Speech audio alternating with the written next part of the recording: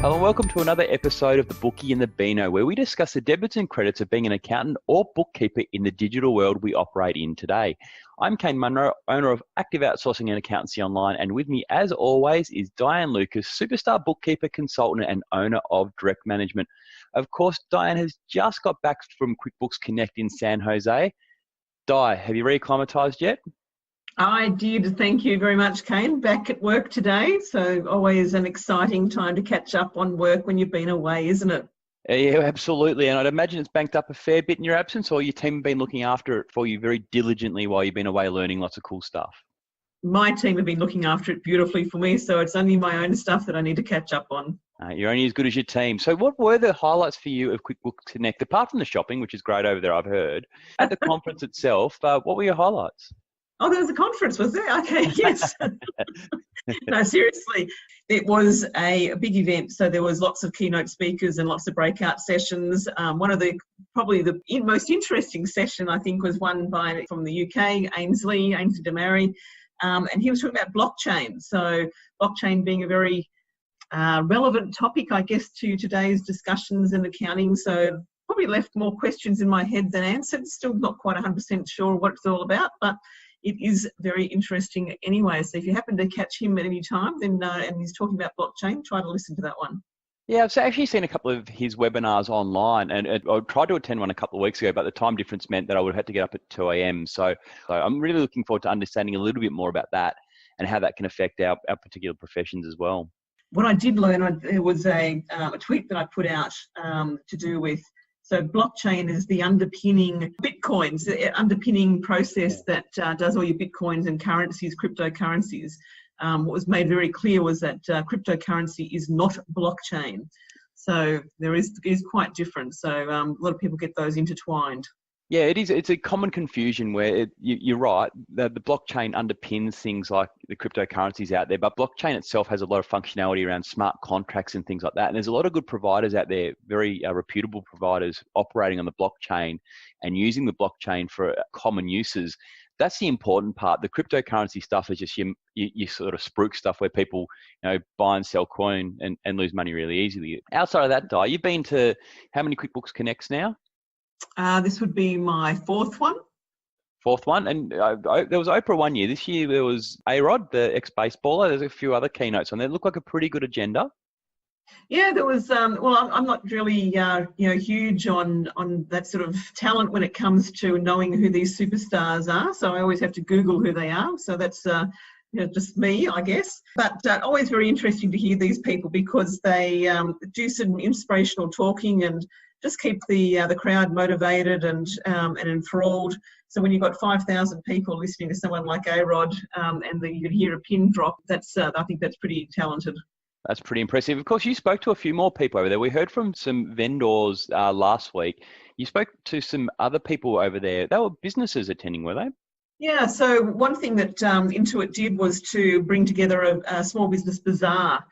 So there's about 12 different small business owners, and they each had a stand where they were able to sell their product. And of course, as I mentioned earlier, they were using the Intuit Payment Gateway, which is a new payment gateway that is like a Square device, but it's actually fully embedded within the program. And I got to talk to 3 or 4 of those guys and just ask them about how their business, what they do, and what their preferred software is, etc. So I hope you look forward to listening to it. And let's hear from them now.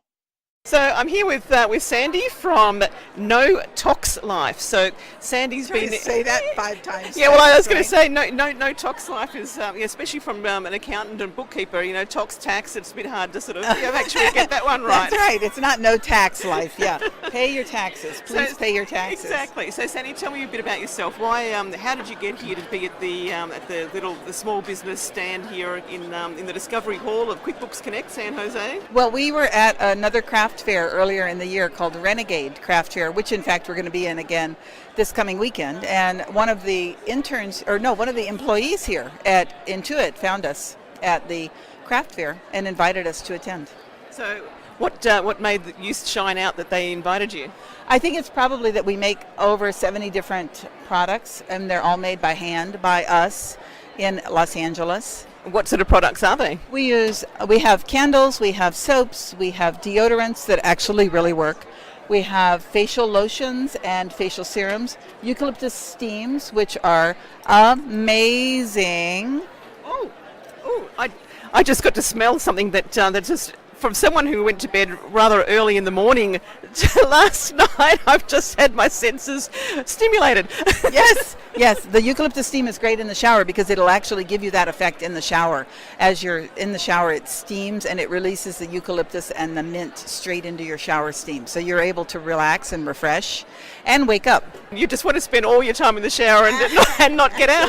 No, there's a time limit on these things. They will be gone in a little bit. So I get about 2 showers out of one of the steams. Okay, that sounds pretty cool. And can you put them in a bath? I wouldn't put it in the bath because it's quite strong in the bath, unless you wanted to put it maybe on the ledge of the bath and just splash some water on that. I don't think I've ever seen anything like a shower steam before, so that's really quite innovative, isn't it? I think it's pretty much a unique product that we're known for. And the other thing that's is really interesting that's on this stand here is this there's a marble or quartz roller or something.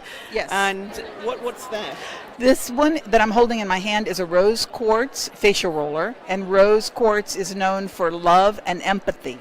And then this one is the snow quartz, which is a milky white quartz, and it's known for intuition and observation.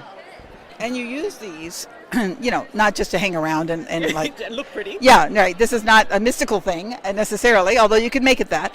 You use this to help remove and reduce frown lines and to help drain the lymph on the face so that you can get rid of puffiness around the eyes. And she's looking at me as someone who needs it. Did I say the right words here? And then also help drain any of the congestion that you might have around the sinuses. And then it all drains out down the lymph down to the shoulders, and then the body takes over from there. So when you're sitting in front of your computer, you can have one hand on the keyboard and one hand on the roller. If you're that coordinated, I'm definitely not that coordinated. So we have and they're cool to the touch. See, I can touch. Oh, does it feel nice? Oh, that does feel good. And if you wanted it even cooler, you could put it in the fridge for a little bit, and then it could be nice and cool. So how often do you recommend applying these sort of rollers onto your face? Well, we tend to use them daily. It's actually an Asian beauty secret. So I would use it in the morning when I put on my facial serum. My daughter uses it in the evening when she puts on her facial serum. So Sandy's a gorgeous lady standing in front of me. She's actually about 95 years old. She looks like she's... So clearly the roll is working. You're actually not that far off. I really wish we had some video effects on a podcast because there's some really cool products here that Sandy's got. So hopefully the descriptions that she's providing is giving us all an insight to what she's got. But not only they look cool, but they smell really cool too. Thank you very much. My website is notoxlife.com, which is spelled NOTOXLIFE.com. And most importantly too, what accounting software are you using? I'm using QuickBooks, of course, and for payroll.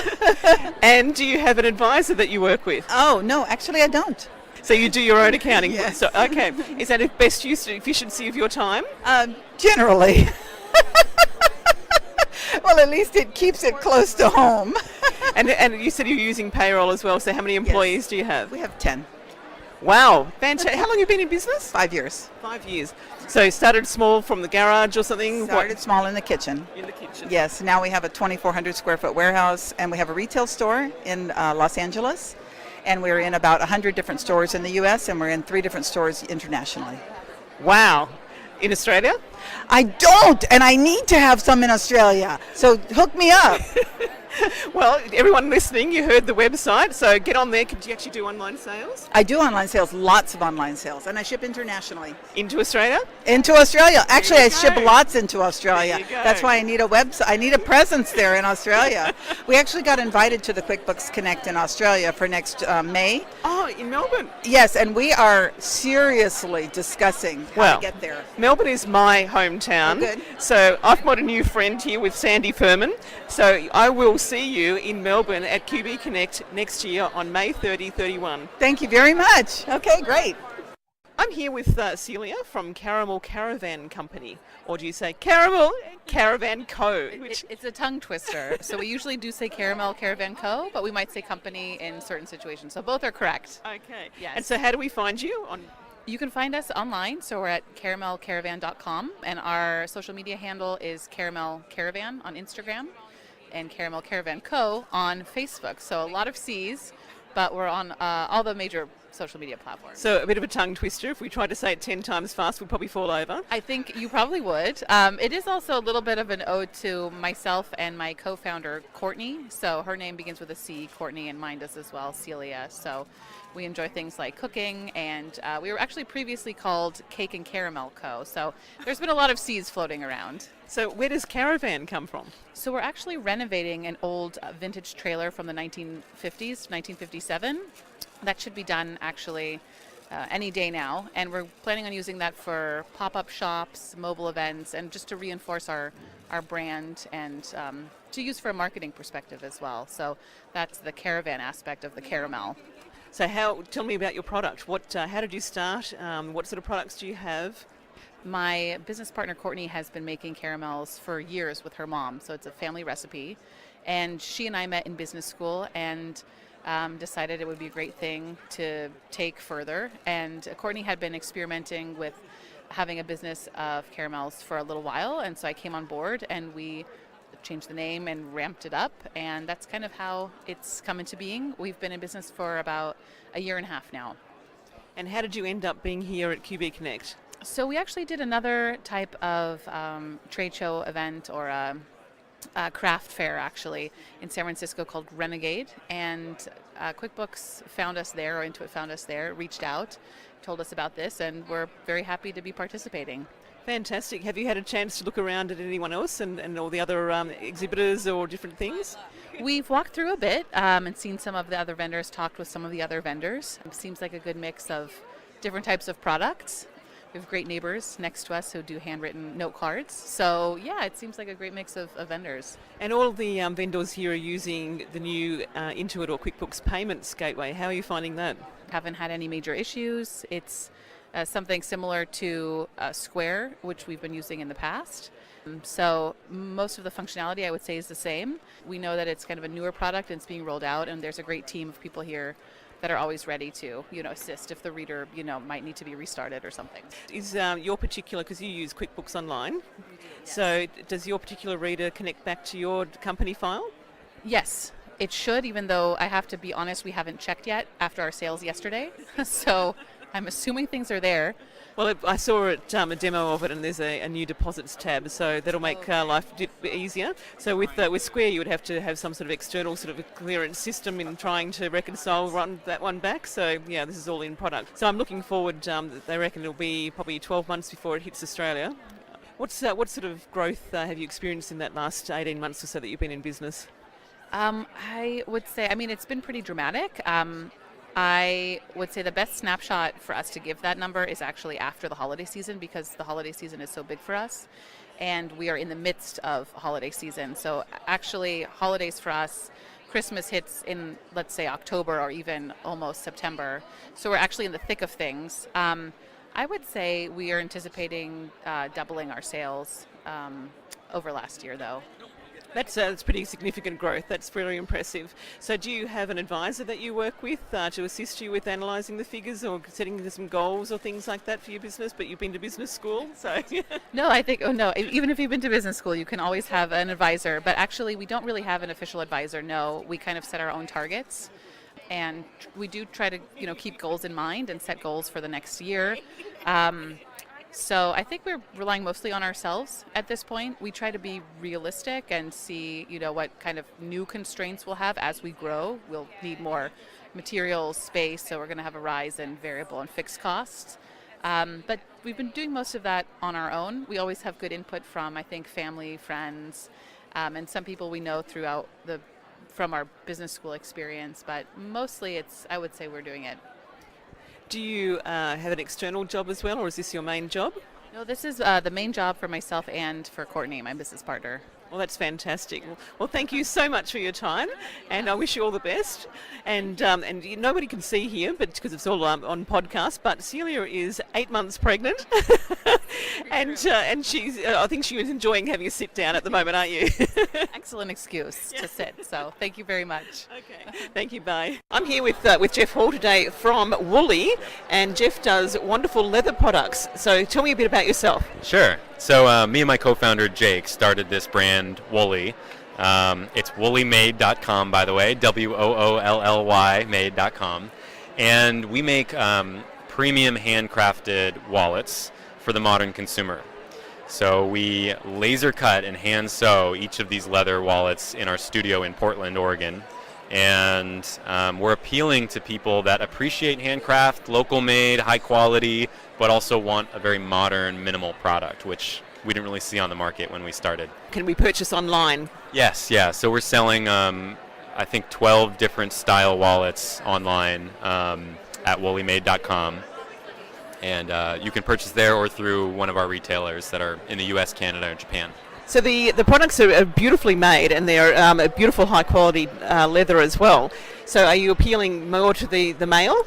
Well, we started this brand being two guys in our basement making the wallet we wanted. So of course it was a male kind of focused product, but we make styles that are intended for women too now. So the clutch online and the pouch, both are online, tend to appeal more to women. And actually our best selling wallet is the half wallet, which is intended to be unisex. Most men carry this style wallet, but women absolutely love it and can totally fit their style if they like it. And how long have you been in business for? Almost 2 years. So we're pretty new, but Jake and I started this back in 2015.